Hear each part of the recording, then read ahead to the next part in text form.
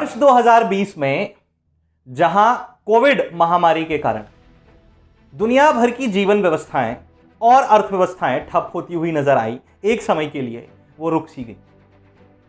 भारत में भी लॉकडाउन के समय जो आर्थिक हानियां या नुकसान हुए वो हम सभी के सामने हैं। जीडीपी दर ने भी हमें कुछ इसी तरह के आंकड़े हालिया तौर पर दिए हैं।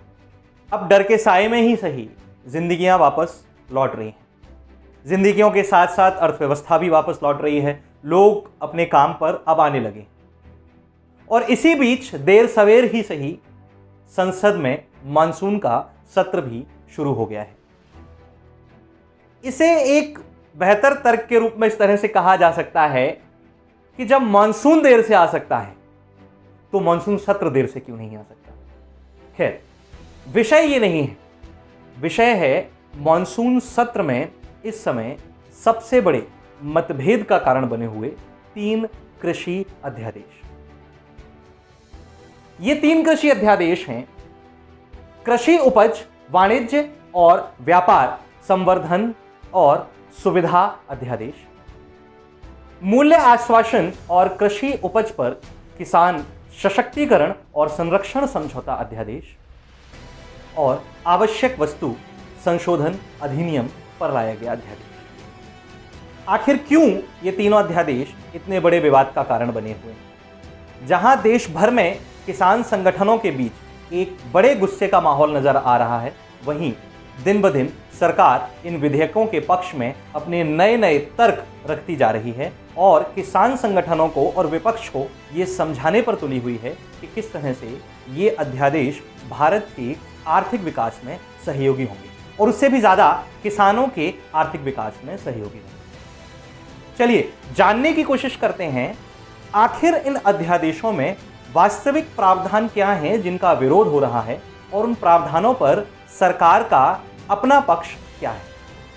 पहला अध्यादेश आता है कृषि उपज, व्यापार और वाणिज्य संवर्धन और सुविधा अध्यादेश। दरअसल यह अध्यादेश भारत में राज्यों के अंतर्गत कृषि उत्पाद मार्केटिंग कानून, जिन्हें एपीएमसी कानून कहा गया है, के साथ साथ मंडी के बाहर भी किसानों को निजी कारोबारियों, थोक विक्रेताओं या बड़े खुदरा व्यापारियों के साथ कृषि उपज की खरीद फरोख्त का समझौता करने का प्रावधान देता है। यानी कि अब कृषि खरीद फरोख्त के समझौते मंडी के बाहर भी हो सकते हैं। एपीएमसी कानून के अंतर्गत व्यवस्था ये रखी गई है कि कृषि उपज की खरीद फरोख्त के सभी प्रावधान फिलहाल भारत की संघवाद की व्यवस्था को मानते हुए राज्यों के अंतर्गत संचालित किए जा रहे हैं। कहने का मतलब है कि कृषि उत्पादों की व्यापार का पूरा संचालन राज्य सरकारों के अधीन आता है। लेकिन इस अधिनियम के मुताबिक किसान मंडियों के बाहर भी स्वतंत्रता के साथ निजी कारोबारियों के या बड़े थोक विक्रेताओं और खुदरा व्यापारियों के साथ अपनी कृषि उपज की खरीद फरोख्त के सौदे कर सकते हैं। सरकार का अपना पक्ष इस अध्यादेश पर यह है कि यदि इस अध्यादेश के प्रावधान लागू होते हैं तो इससे भारत में एक कृषि बाजार और एक देश की व्यवस्था लागू होगी, जिससे भारत में कृषि के क्षेत्र में एक सार्वभौमिक बाजार स्थापित किया जा सकेगा, जो किसानों के लिए बड़ा फायदेमंद होगा। साथ ही साथ निजी क्षेत्र की भागीदारियां भी कृषि क्षेत्रों में सुनिश्चित होंगी, जो कृषि में आगे जाकर के कृषि के विकास के लिए सहयोगी बन सकती है। इससे भारत में कृषि क्षेत्र में वाणिज्य को इलेक्ट्रॉनिक व्यापार के क्षेत्र में भी बढ़ावा देने में बड़ी मदद मिलेगी। लेकिन इस अधिनियम के प्रावधानों के विरुद्ध एक बड़ा गुस्सा और विरोध पल रहा है भारत के मंडी व्यापारी वर्ग में। मंडी व्यापारियों का और विपक्ष का मानना है कि इस अध्यादेश के लागू होने से भारत में कृषि क्षेत्र के अंतर्गत खरीद और फरोख्त के लिए लागू की गई मंडी व्यवस्थाएं भारत के बाजारों से गायब हो जाएंगी। ऐसी स्थिति में कृषि के अंतर्गत इन निजी क्षेत्रों का बोलबाला हो जाएगा। साथ ही साथ इस अधिनियम के प्रावधान के अंतर्गत सरकार किसी भी प्रकार के इलेक्ट्रॉनिक बाजार, किसी भी प्रकार के कारोबारी या के फिर थोक विक्रेता और किसानों पर कृषि उपज की खरीद फरोख्त पर ना ही किसी प्रकार का शुल्क या प्रभार या कोई सेस वसूलने जा रही है। लेकिन मंडियों पर कृषि की खरीद फरोख्त पर लगने वाले शुल्क के कारण मंडी व्यवस्थाएं विफल होती हुई नजर आई। ऐसी स्थिति में मंडी व्यापारियों का विरोध इस विधेयक पर जायज नजर आता है, लेकिन कृषि को विकसित करने के लिए सरकार का अपना पक्ष भी उतना ही जायज है। दूसरा अधिनियम आता है मूल्य आश्वासन और कृषि उपज पर किसान सशक्तिकरण और संरक्षण समझौता अधिनियम। अधिनियम मुख्यतः भारत में कॉन्ट्रैक्ट फार्मिंग की व्यवस्था को लागू करता है।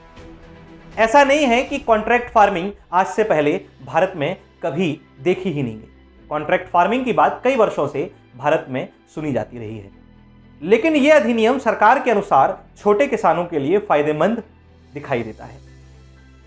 दरअसल इस अधिनियम के अंतर्गत छोटे किसानों को एक ऐसा अवसर प्रदान किया जा रहा है जिसके अंतर्गत वे निजी खरीदारों, थोक विक्रेताओं और बड़े खुदरा कारोबारियों के साथ सीधे सौदे कर सकते हैं या उनके साथ सीधे कृषि उपज की खरीद फरोख्त के लिए समझौते कर सकते हैं।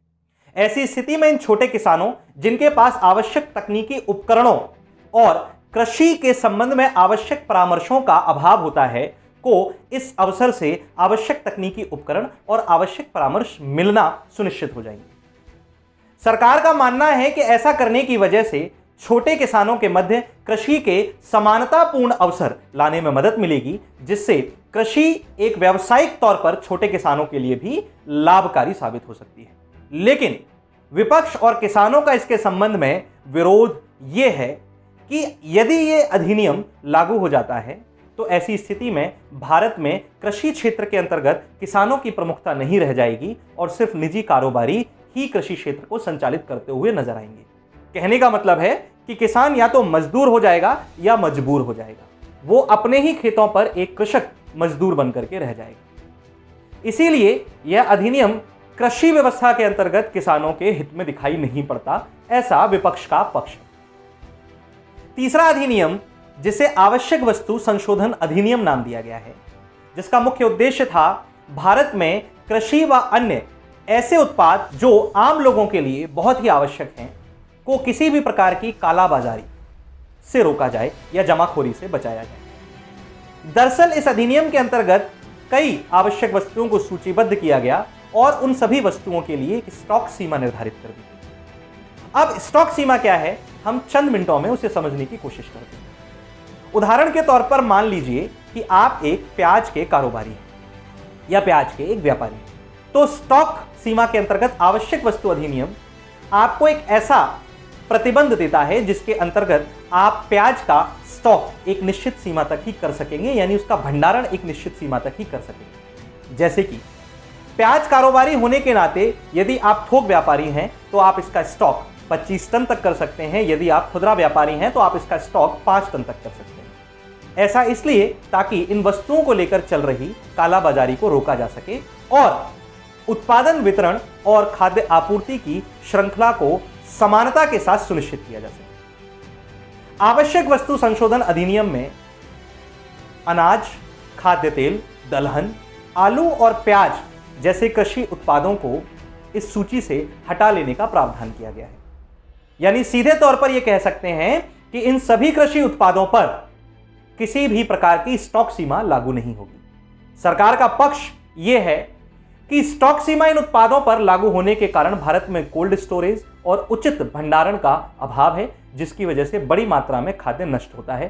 साथ ही साथ स्टॉक और भंडारण के अभाव में किसानों को अपनी फसल औने पौने दामों पर जल्दबाजी में ही बेचनी पड़ती है, जिससे फसल का उचित मूल्य भी किसानों को नहीं मिल पाता और कृषि में एक आर्थिक अनिश्चितता पैदा हो जाती है। यदि स्टॉक सीमा को हटा लिया जाता है तो निजी क्षेत्र के कारोबारी और विदेशी निवेशक भी कृषि क्षेत्र की ओर आकर्षित होंगे। भारत में अभी कोल्ड स्टोरेज इसलिए नहीं बनाए जा पा रहे क्योंकि स्टॉक सीमा की वजह से कई निजी क्षेत्र के कारोबारी इस क्षेत्र में कोई रुचि नहीं लेते। लेकिन यदि भारत में पर्याप्त मात्रा में कोल्ड स्टोरेज और भंडारण की सुविधाएं उपलब्ध हो जाती हैं तो यह हमें खाद्य सुरक्षा को भी सुनिश्चित करने में एक बड़ी मदद देगा। ऐसी स्थिति में सरकार का मानना है कि इस अधिनियम के अंतर्गत स्टॉक सीमा को हटा लिया जाना भारत में कृषि के अंतर्गत आर्थिक निश्चितताओं को सुनिश्चित करने में सहायक होगा। लेकिन विपक्ष और किसानों का कहना है कि स्टॉक सीमा को हटा लिया जाना भारत में इन वस्तुओं को लेकर काला बाजारी जैसी कुप्रथाओं को भी बढ़ावा देगा। और यदि यह कालाबाजारी, जिससे भारत शुरुआत से ही बहुत ज्यादा प्रभावित रहा है, विशेष तौर पर जब हम अनाज, दलहन, आलू और प्याज जैसे कृषि उत्पादों की बात करते हैं, जिनके अंतर्गत कालाबाजारी एक प्रमुख समस्या रही है। यदि हम तीनों अधिनियमों को देखें तो तीनों अधिनियमों में सरकार के अपने पक्ष हैं, जबकि विपक्ष और किसानों के भी अपने तर्क जायज नजर आते हैं। बहरहाल सरकार इन अध्यादेशों को किसी भी सूरत में कानून का रूप देना चाहती है, जबकि विपक्ष लगातार इनका विरोध करते हुए इन अध्यादेशों को संसद में ही खत्म करने पर तुला हुआ है। मुझे यह उम्मीद है कि आपको यह समझ में आ गया होगा कि ये अधिनियम क्या हैं, इनके क्या प्रावधान हैं, किस तरह से ये भारत में कृषि क्षेत्र के अंतर्गत फायदेमंद हो सकते हैं या नुकसानदेह हो सकते हैं। फैसला आपका है कि आपको ये विधेयक किस रूप में दिखाई देते हैं। हमारे आज के इस वीडियो में सिर्फ इतना ही। इस वीडियो के साथ अब तक बने रहने के लिए आप सभी का बहुत बहुत धन्यवाद।